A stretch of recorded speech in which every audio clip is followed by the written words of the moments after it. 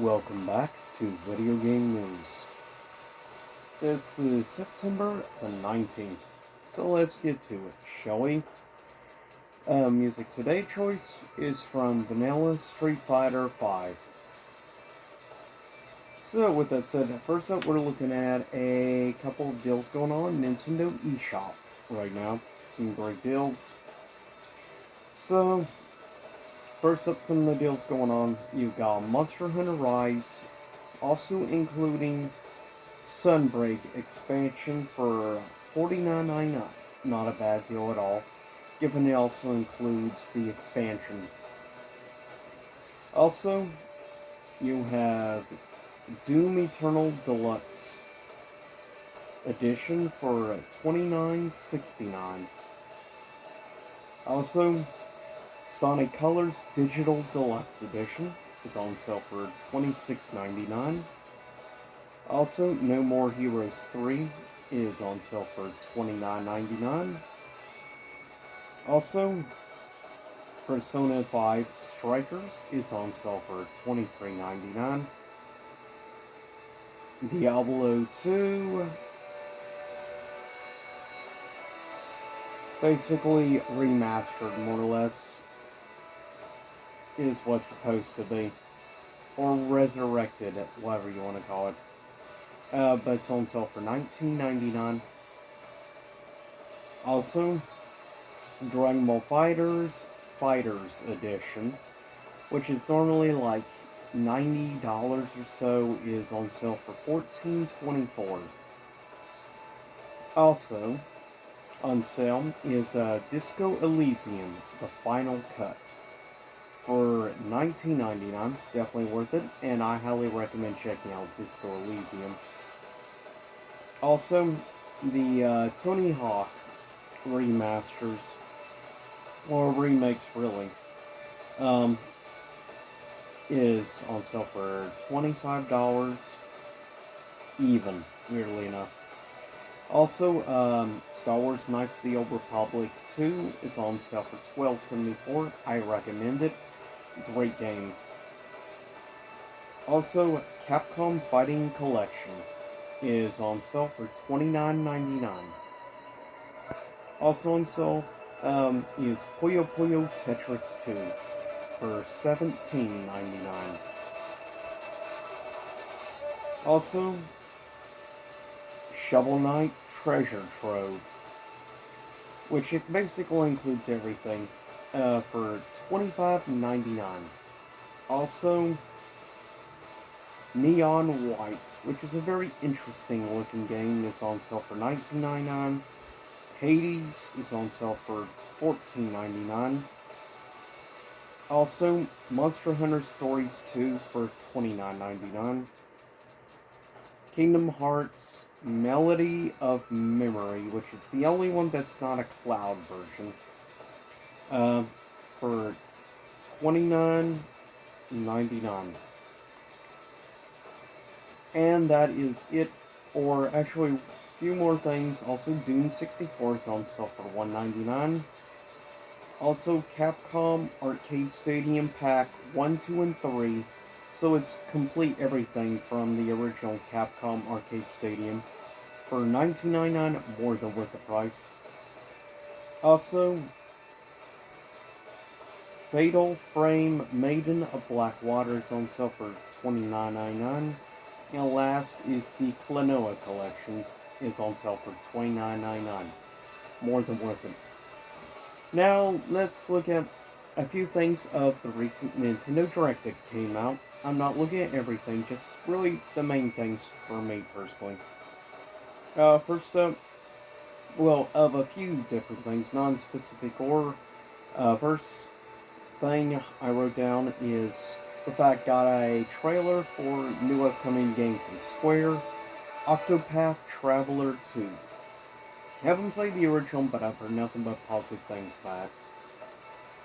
Also,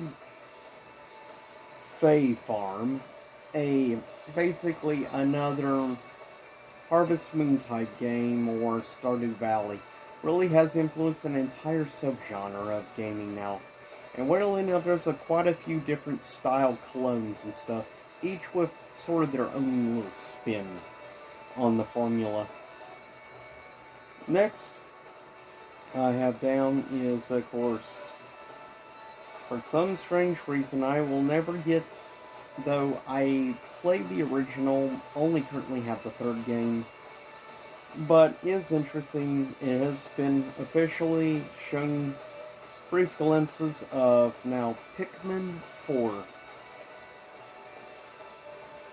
Also, shown off the new update for Nintendo Switch Sports, the Golf, which is a free update. So that's a good thing. Also, Nintendo Switch Online Plus announcement of a bunch of new N64 games coming to the thing over a period of time. It was announced Mario Party 1, Mario Party 2, and Mario Party 3 are all coming. Personally, I never got into the Mario Party games, but I mean, I get the appeal of the games. Definitely, if you want to have like a local multiplayer and stuff, that's really where that series excels. Also, Excitebike 64. Personally, I have mixed feelings on Excitebike 64. Also, 1080 snowboarding game, which is cool to see that is getting brought for really a new group of gamers to actually try out. It's nice to see like snowboarding games trying to make a little comeback. Also, Pokemon Stadium 1 and 2, which is the big ones to me personally. And finally, a group of people have never gotten to play the Pokemon Stadium games finally now have the opportunity to do it. And that's a positive in my opinion. Also, the big one, GoldenEye 007, and apparently it's going to have online functionality, so that's interesting. Also, look at the announcement of the Passwave 3 for Mario Kart 8 Deluxe.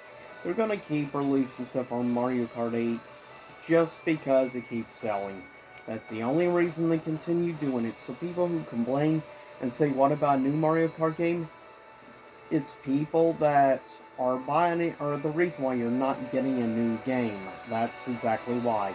And they know they can make money off. Why spend all the money making a new one when they know all they have to do is add stuff to the current game? Also, Bayonetta 3 got a little bit more look. Basically, it's more and more feeling like Devil May Cry, really. Especially with some, like, the newer characters really give off, like, a... one of them specifically really gives off the vibe you would get from, like...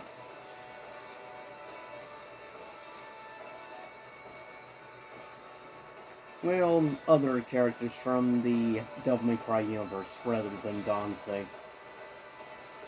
Also, finally got a better look at some stuff like The Legend of Zelda Tears of the Kingdom,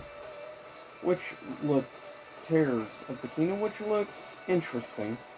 Also, Kirby's Return to Dreamland Deluxe, which is basically a remaster of a Nintendo Wii game. So for Kirby fans, that's Kirby game number 3, I believe, for the year. Also, we're getting apparently a remaster for Tales of Symphonia, all-time classic from, of course, the GameCube. Also, some stuff that I quickly want to mention from the PlayStation thing. First up, probably the biggest standout to me was the official confirmed announcement of Fatal Frame Mask of the Lunar Eclipse. This is a game that has never received a Western release, ever. This is a first ever. Or better well known as Fatal Frame 4. Originally released only in Japan on the Nintendo Wii, is getting looks like a decent quality remaster job, HD treatment and everything, and it's being released on like multi-platform release for like Steam, Xbox, PlayStation, and Switch. So this is awesome. First we got a remaster for 5, and I guess because 5 did as well as it has and sells is why they decided to risk releasing this other game, because keep in mind 5 was exclusively digital in the West and only on the Wii U. So, definitely is cool, though it is an interesting experience on the Wii U because of like the gamepad. But also, a few other standout things. Gotta look at a new exclusive side quest for Hogwarts Legacy exclusive to PlayStation only. And of course, it's being released on PS4 and 5, and the Fatal Frame is gonna be on PS4 and 5 as well, so that's a good thing. Also, got look at some other stuff, like one formerly known as Project Eve is now being called Stellar Blade, and it's going to be only PS5, which sucks, unfortunately. Also got a really cool looking new samurai game coming called Rise of the Ronin, which really looks good. And it looks like you're going to have a lot of individual, like, samurai groups from the Tokugawa Shogunate era, like the Shinsengumi and many others. So I'm very curious to see more, though it is unfortunately PS5 only. Also got an interesting game called Pacific Drive, a new indie developed game exclusively PS5 only, which sucks. Also, we're getting a new game in the universe of Yakuza, but it's going to be in the samurai time period, interestingly enough. It's called Like a Dragon, and based on a ancestor. But it's going to be, it looks like a little bit more combat, like traditional stuff you would expect from like a samurai game rather than the turn-based that Yakuza Like a Dragon had. But the good news is this is also being released on PS4 and PS5 both, so that's a positive. Also, the official trailer and graphics and stuff look insane for Tekken 8 is officially confirmed, and it will be exclusively like Gen 9 only, so PS5 unfortunately. No PS4 release, which obviously means you're probably going to be really pushing graphics and hardware like they did with Tekken 7 on PS4. But with that said, also, the last big thing, I am happy, like I said, at least Hogwarts Legacy is getting a PS4 release. Last, we got more looks at stuff from God of War Ragnarok, of course, PS4 and PS5. So good news is, out of the stuff looked, about 4 or 5 games in the showcase actually is getting a PS4 port, thank goodness.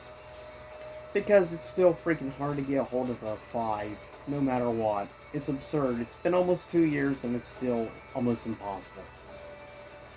But with that said, I'll see y'all next time. Next edition of Video Game News. Stay safe. See you again. Same YouTube time, same YouTube channel.